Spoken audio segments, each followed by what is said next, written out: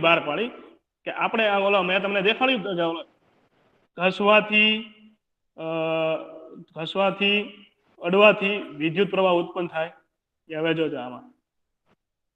જો ખાલી પગ ભટકળે તો તે લાઇટ પ્રોડ્યુસ થાય છે ઉત્પન્ન થાય છે એમાં એવું હોય કે બે પદાર્થ હોય એ અને બી આ બે પદાર્થ એકબીજાના સંપર્કમાં આવે એટલે એ ધનભારિત અને ઋણ વીજભારિત બને છે દાખલા તરીકે આપણી આંગળી છે આપણે ટચ સ્ક્રીન ઉપર પાડતા હોય તો ત્યારે છે ને વીજભાર ઉત્પન્ન થતો હોય કરંટ ઉત્પન્ન થતો હોય પણ એ કરંટનો આપણે ઉપયોગ નથી અત્યારે કરી શકતા આપણી પાસે એવી ટેકનોલોજી નથી પણ આ વૈજ્ઞાનિક એની ટેકનોલોજી વિકસાવી એને ઘસવાથી પણ વિદ્યુત ભાર ઉત્પન્ન થાય છે એવું દેખાડ્યું જો ખાલી ટપ ટપ કરશે તોય તે લાઇટ બનશે જો ઘસે છે તોય લાઇટ ઉત્પન્ન થશે અને ટ્રાય બાયો ઇલેક્ટ્રોફિકેશન કહેવાય શું કહેવાય બોલો તો હલો હલો સંભળાય છે અરે બોલો તો હું બહાર આવી ગયો ઓલા વિડીયોમાંથી તમે બોલતા રહ્યો તમને આમ ખબર પડે યાર આમ હું સમજાવતો રહું યાર બોલતા રહ્યો તમે યાર ઓકે દેખાય છે ને સ્ક્રીન હેલો હા સર હા તો આને શું કહેવાય ટ્રાય બાયોફિકેશન બોલો તો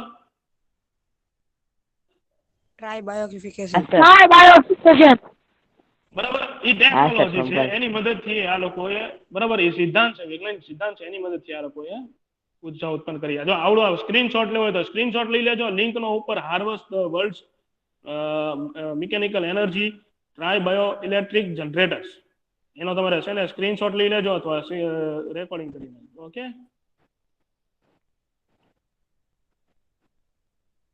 હા સર અરે હું એમાં એવું છે કે સર હું અવાજ બોલું કેમ છું ને નથી એટલા આવતો માટે એનો અવાજ મેં કાપી નાખ્યો ઇંગ્લિશમાં બોલે છે જો આ બધા પરમાણુ આવી રીતે ગોઠવાયેલા હોય વચ્ચે તમને દેખાડ્યું હતું ને એવડી શીટની અંદર બરાબર એ નેનો પદાર્થ હતા નેનો કણ હતા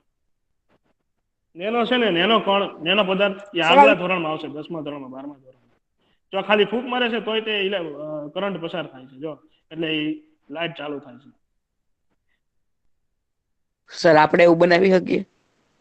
હા એની માટે આપણે નેનો પદાર્થ બનાવવો પડે અને એક જનરેટર બનાવવું પડે એ જનરેટરનું નામ છે સાંભળજે ટ્રાઇબો ઇલેક્ટ્રિક જનરેટર હું બોલતો ટ્રાઇબો ઇલેક્ટ્રિક જનરેટર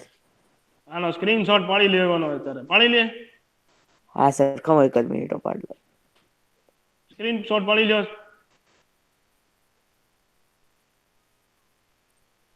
સર આ વિડિયો તમે ગ્રુપમાં નાખી દેવો સર ઓકે નાખી દી ચાલો વાંધો નહીં હા સર ગ્રુપમાં જ નાખી દે પણ આમાં જનરેટર કેવી રીતે બનાવશે એ નહીં દેખાડે તમારે ગોતવું પડશે જો ખાલી પાણીમાંથી નહીં તે વિદ્યુત પ્રવાહ ઉત્પન્ન થશે તમે હાલો છો તમે ટચ કરો છો તમે કોઈ વસ્તુ ટ્રેન છે તો ટ્રેનના જે વ્હીલ છે એ ઘસાય બરાબર ટ્રેનની ગતિને કારણે એમાં હવા ભટકાય એમાં વીજ પ્રવાહ ઉત્પન્ન થાય તમે કોમ્પ્યુટર વાપરતા હોય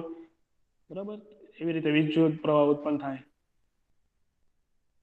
હાલો જો ઝીણી ઝીણી સર લાઈટો આપણે થાય વિદ્યુત ચાલુ પ્રવાહને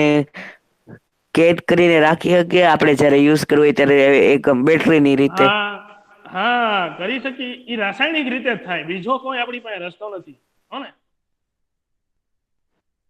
સમજાય છે હલો હા સર આપણે કોઈ એટલે આપણી પાસે એવી ટેકનોલોજી હજી વિકસી નથી કે આપણે મોટા પ્રમાણમાં મોટો જથ્થો વિદ્યુત પ્રવાહનો ઉર્જાનો છે એ સાચવી રાખીએ આપણી પાસે એના એક જ રસ્તો અત્યારે બેટરી છે શું છે સાચવી રાખવાનો બેટરી સેવ કરવાનો સ્ટોર કરવાનો બીજો આપણી પાસે બીજો કોઈ રસ્તો નથી ને બેટરી છે એની લિમિટ છે અમુક પાવર લગીને એ ઉર્જા સાચવી રાખે છે દાખલા તરીકે આખા ઘરને ઉર્જા આપી છે તો એવું આપણી પાસે મોટી બેટરી નથી કે આખા ઘરને ઉર્જા આપતી રહી આખા વર્ષ લગી કે 6 મહિના લગી સમજાણું તને હા સર સર તો આપણા ઘરે જે વીજળી આવે છે એ કઈ રીતના આવે છે એ જનરેટર થી કોલસો બાળે પેલા બાર થર્મલ પાવર સ્ટેશન હોય એ સર એ કોલસો બાળે ગામડામાંથી આવે ને સર આપણે હા એ ક્યાંથી આવે હું તમને કહું છું સાંભળો તો ખરા પણ તમે સાંભળતા હોય તો થાય ને કઈ તો થાંભલો હોય કે થાંભલા શું મને ભૂલવાડી આપણે વાત કરતા હતા પાવર પ્લાન્ટની શેની વાત કરતા હતા પાવર પ્લાન્ટ બરાબર તો પાવર પ્લાન્ટની અંદર છે ને કોલસો બળે આ કોલસો બળે ને એટલે કોલસામાંથી પાણી ગરમ કરે કોલસાની ગરમીથી એ પાણી ગરમ કરી અને એની વરાળ હોય કે નહીં વરાળ હે ને પાણીની વરાળ એને છે ને એક પંખો હોય ને ન્યા મોકલે, એ પંખો ફેરવે વરાળથી. એ પંખો છે કે નહીં જનરેટરને ફેરવે. કોને ફેરવે? જનરેટર તો જનરેટર જોયું છે ને તમે લોકો? હા હા સર અચ્છા, હા આ સર જનરેટર જનરેટર તો જોઈ લે. મોટું મોટું જનરેટર હોય, આપણા રૂમ જેવડું હોય જનરેટર. એ જનરેટર ફેરવે, એ જનરેટરમાંથી વિદ્યુત ઉત્પન્ન થાય, વિદ્યુત પ્રવાહ ઉત્પન્ન થાય, ઇલેક્ટ્રોન ઉત્પન્ન થાય. શું ઉત્પન્ન થાય? ઇલેક્ટ્રોન.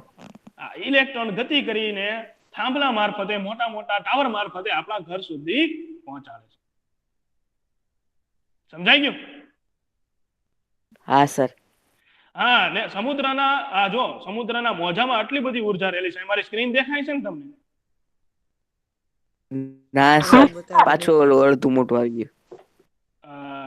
અડધું આવી ગયું તો વાંધો નહીં, સ્ક્રીન ભલે ન દેખાય, પણ સમુદ્રની અંદર આટલી બધી ઉર્જા છે કે આપણે જો આવડો ટ્રાઇબો ઇલેક્ટ્રોફિકેશન સિદ્ધાંત વાપરીએ ને, કયો?